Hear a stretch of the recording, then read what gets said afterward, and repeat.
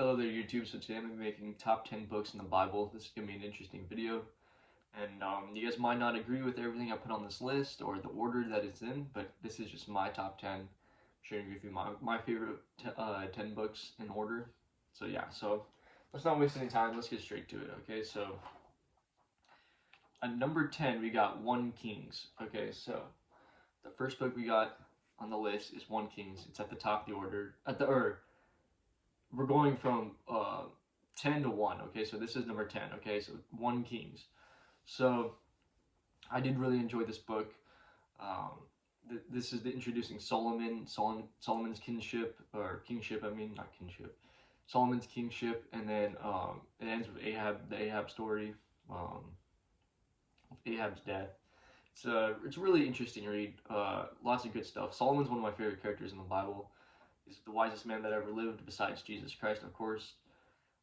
Just a lot of great gems come out of Solomon, and you're gonna see with the rest of this list that yeah, more stuff with Solomon is coming. Just so you know, spoiler alert. But anyways, yeah, Solomon, a lot of good things to learn from him. I like the story with where the two prostitutes one of them sat on her baby while she was sleeping. The baby died, so she stole another prostitute's baby, right? And then the other prostitute wakes up with her baby stolen, and then goes to Solomon about it, complaining that the lady stole her baby. So then Solomon says, okay, the two of them are claiming that the baby is theirs, right? So Solomon says, okay, we'll just cut the baby in half, and each one of you gets a piece of the baby, right?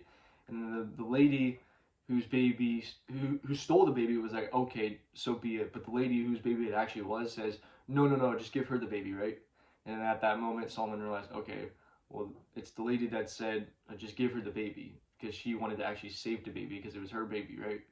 So then, yeah, Solomon gave her the baby, and then this like really showcased Solomon's wisdom.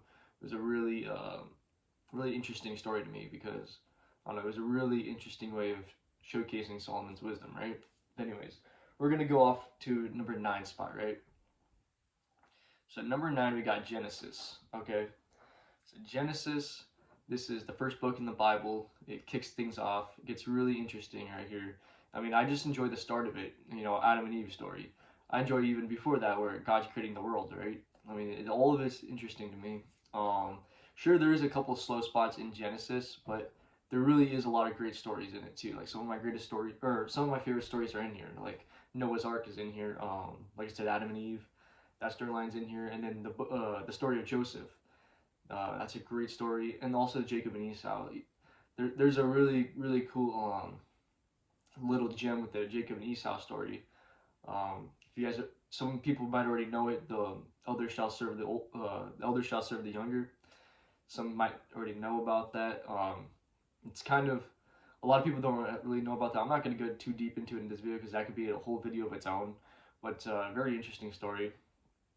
But anyways, another great story, like I said earlier, the story of Joseph. That's another one of my favorites. About Joseph getting sold by his brothers to the Egyptians, and then later on during a famine, he's the one who actually feeds his brothers that betrayed him. Great story, okay? So we're going to go to number 8. Number 8, we got Psalms. Okay, so Psalms, great book. A lot of people might put this higher, okay? This is probably one of the most like popular books in the Bible. Yeah, a lot of people will probably disagree with me on how low I put it. I trust me, I really enjoyed it. Okay, Psalms is a great book. If you guys don't know, Psalms is actually a bunch of songs. Okay, a bunch of songs that the early Christians used to sing, believe it or not. And majority of them are written by David, and some of them are written by this other guy. I forgot how to say his name. It's like a Korah or a Roth or something like that. I forgot. I'm gonna take a sip of my drink real quick. But yeah, so Psalms is a great one. It really covers a wide array of topics, like if you're struggling or just rejoicing in the Lord, being thankful. Um, uh, yeah, there's just so many a wide array of emotions that David goes over in the book of Psalms, and all in all, The best thing about the Book of Psalms, in my opinion, is if you're struggling to read it, because the Book of Psalms, it restores your faith just reading it. Like it it re um what's the word for it? It really solidifies God as the rock. You know what I'm saying? Like it really solidifies God as a rock for you. And yeah, Psalms is really really touching. I enjoy the Book of Psalms. The only reason why it's the number 8 spot is because I enjoyed the rest of these books even better. Okay, it's no knock on Psalms. It's just the rest of the books are just really good. Okay, so now we're gonna go to number 7.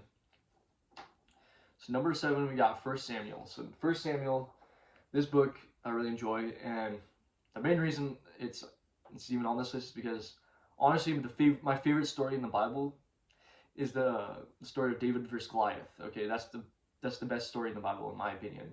It's just an amazing story. I don't even have to go over that because everybody knows David and Goliath. I already knew about the story of David and Goliath before I even became a Christian. It's just that popular of a story. It's an amazing story, okay? But anyways, so yeah, David versus Goliath.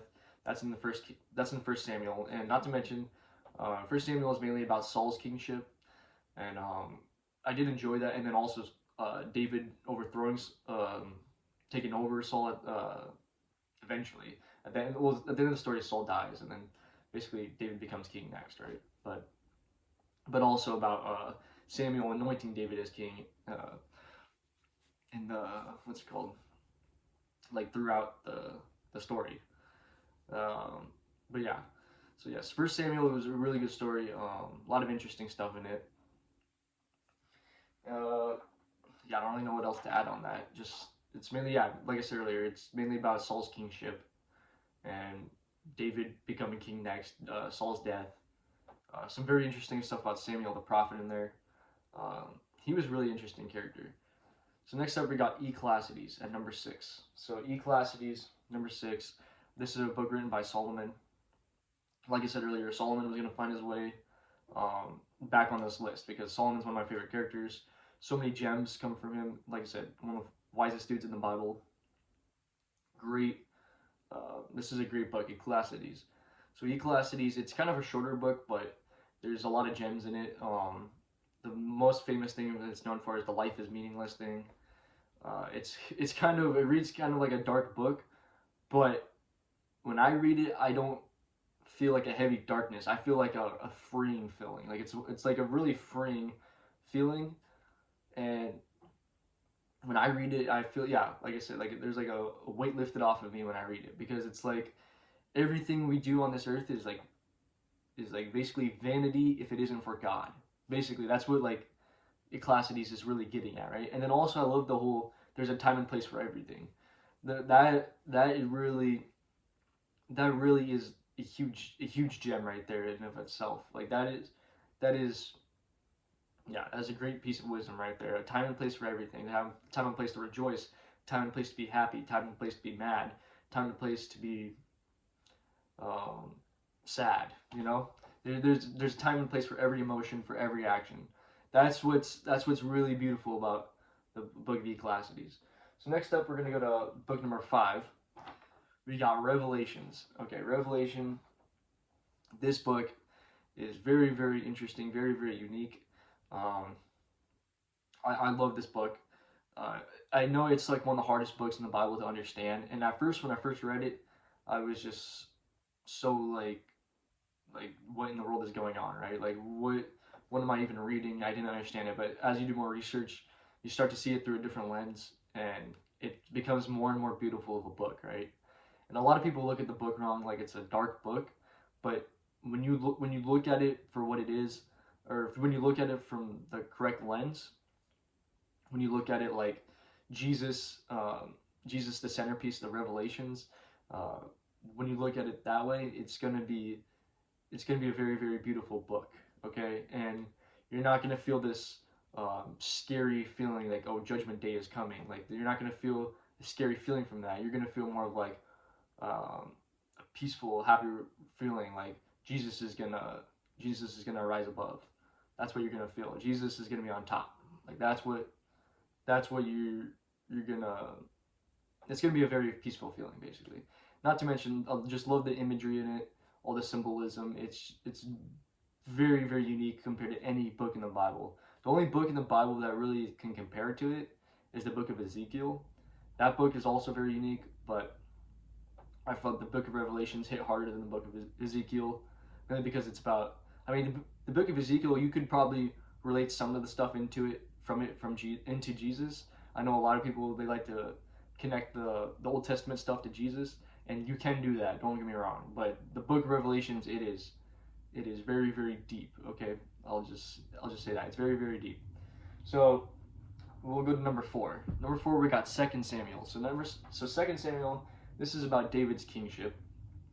This book, this book is amazing. This book reads like it's Game of Thrones, right? If you guys ever, before I came to reading the Bible, back when I was an atheist, I used to love Game of Thrones, right? Like Game of Thrones was like one of my favorite shows, and it's like just a bunch of war, right? It's like a bunch of war stuff. Like I don't really want to get too deep into Game of Thrones, but if you guys know what Game of Thrones is, like this Second Samuel literally reads like Game of Thrones. Like it's a beautiful book. Even First Samuel kind of reads like Game of Thrones too. I forgot to mention that, but yeah, man. Second Samuel is just a beautiful book. David's kingship. We all know about the story of David and Bathsheba, and yeah, that's a very interesting book. So number three, we got Gospel of John. So the Gospel of John. This is. Oh yeah, you guys were probably wondering where's all the Gospels, because I hadn't mentioned the Gospel yet, right? That's my dog. He just jumped on my bed. Hold on for a second. So we'll get back. So the Gospel of John. The reason why I hadn't mentioned the Gospel yet is because the Gospel of John is my favorite Gospel. Gospel of John is the most unique compared to any other Gospel in the Bible. Matthew, Mark, and Luke, they all read very similar. Luke kind of reads a little bit different just because it has a little bit more parables in it compared to the first two. But Matthew, Mark, and Luke, they're just so similar. And then here comes the Gospel of John, and it's unique. It's got its own flavor to it. It's a beautiful book, dude. You gotta read it.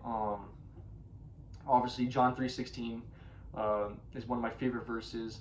Then there's just so many good verses in John, dude. There's so many good. Yeah, Gospel of John, and then also it's got Nicodemus in it. Nicodemus doesn't appear in any of the other Gospels. He only appears in the Gospel of John. And Nicodemus is one of my favorite, not my favorite character, but he's a very interesting character to me. Just because he's a Pharisee that actually tries to listen to Jesus and tries to understand him, and versus the other Pharisees who just wanted to chastise him and wanted to kill him. Nicodemus didn't do that. Nicodemus, he stood out to me, right? Because he was a Pharisee that wasn't like the rest. So yeah, that was very interesting to me. Anyway, so we're gonna go to number two. Number two book, we got Romans. So Romans, this is an amazing book. This is Paul's best work, in my opinion. Apostle Paul, he wrote the book of Romans. Just an amazing book. Honestly, in my opinion, I mean, I don't know if this is 100% gonna actually happen if you do this, but if you never read any of the books of the Bible and you just read Romans, I feel like you would get salvation. Like, I mean, I'm not saying you should do that. I believe that you should read all the books of the Bible, but I'm just saying if you could only read one book and you read Romans, I think you would be able to obtain salvation, just because Paul lays out how to gain salvation correctly and putting your faith in Christ. He puts that all in Romans, and having the grace of Jesus Christ and the importance of the grace of Jesus Christ, and that basically yeah, man, it's a beautiful book. And all the people out there preaching a works salvation, I have to question if they've ever even read Romans, because Romans disagrees with pretty much everything that they be speaking on. So I don't really understand where they get all that works salvation stuff from. But anyways, now we're gonna go on to number one. But before we go on to number one, we gotta do some honorable mentions of some books that didn't make the list. Now these books definitely could have made the list. They could be interchangeable with number 10 spot, but I just decided to put 1 Kings at number 10. But these books could have made the list, right? So we got the Book of Job. That book, it's an honorable mention. It could have made the list, but it didn't quite make it. Just because I feel like the Book of Job has some boring parts in it. With him and his friends just sitting around talking, like, it's kind of boring. But the overall message of the story is very, very interesting to me. the overall story of it. You know, it's just very. It's a really good. It's a good book. It's a good read. But it's just got some slow parts. Then the Book of Galatians. The Book of Galatians, a lot like Romans, just a great book that Paul wrote. You know, basically, again, emphasizing the grace of Christ over works, right? The only thing about Galatians is it's a lot shorter of a book compared to Romans, so I got that one lower on the list. Or that one's an honorable mention. I didn't put it on the list. And then we got the Book of Isaiah. The Book of Isaiah, it's a beautiful book. It prophesies about Jesus so much in it. It's amazing. If you don't believe in Jesus Christ, you should read Isaiah, because how in the world did he write that book 600 years before Jesus Christ came? And he's prophesying Jesus Christ, right? Check out Isaiah 53, amazing chapter. But I didn't quite make the list just because I think Isaiah has kind of some boring parts in it too. It's a very long book, so not the entire read through is interesting, but there's definitely a lot of interesting parts. Then we got the Gospel of Luke. Now, like I said earlier, the Gospel of Luke, it's got a lot of the parables it's got a lot of parables in it that the other Gospels didn't have. So I did like that, but it's very similar still to Mark and Matthew. And I think the Gospel of John is my favorite Gospel of them all. And I didn't want to put more than one Gospel on the list because, like I said, they all read very similar. So, except for Gospel of John reads different, but it all has a very similar story to it, right? So anyways, we're going to go on to the number one spot. Okay, we're done with honorable mentions. Now we're going to go to the number one spot. This is the number one book on this top 10 list. It's the book of Proverbs. Like I said, Solomon, my favorite character in the Bible, besides Jesus Christ, of course. The book of Proverbs, he obviously wrote Proverbs. It's my favorite book. It's the wisdom book. I had Ecclesiastes at number 6 on here, but now I got Proverbs at number 1. But Proverbs is just a beautiful book. I feel like you don't even have to be a Christian to get wisdom from that book, because it's basic wisdom being taught to you, right? But obviously, if you're a Christian, the wisdom's going to hit harder. Obviously, we know at the beginning of wisdom is the fear of the Lord. That's one thing that's spoken about in Proverbs. But there's just so many beautiful things in Proverbs. Trust unto the Lord, or do not trust with thine own understanding, but you trust in the Lord. Or I might be messing that verse up, but you guys know what I'm talking about. It's like Proverbs number 4, or Proverbs 3, 4. I don't know. Proverbs, I think, yeah, one of those. But Proverbs, so much gems in there, dude. It's a book straight on wisdom, just straight. It's like an instruction manual on how to live in Christ, or how to live with wisdom. Instruction manual on how to navigate the world, basically. And then obviously the whole thing with the Proverbs 5 woman and the Proverbs 31 woman. A lot of relationship advice for men, especially within the Proverbs. Okay. And then not just that, man. There's just a lot of life advice in there. It's a beautiful book. Okay. There really is no other book in the Bible like it, except for Ecclesiastes. There's a lot of wisdom in that too, but the Proverbs is just different, man. The Proverbs is different. But yeah, guys, that's gonna be the end of the video. I hope you guys enjoyed. Obviously, I imagine you probably don't agree with every single thing on the list. Feel free to comment down below if you have any differences of opinion. And yeah, man, let me know. Peace, y'all.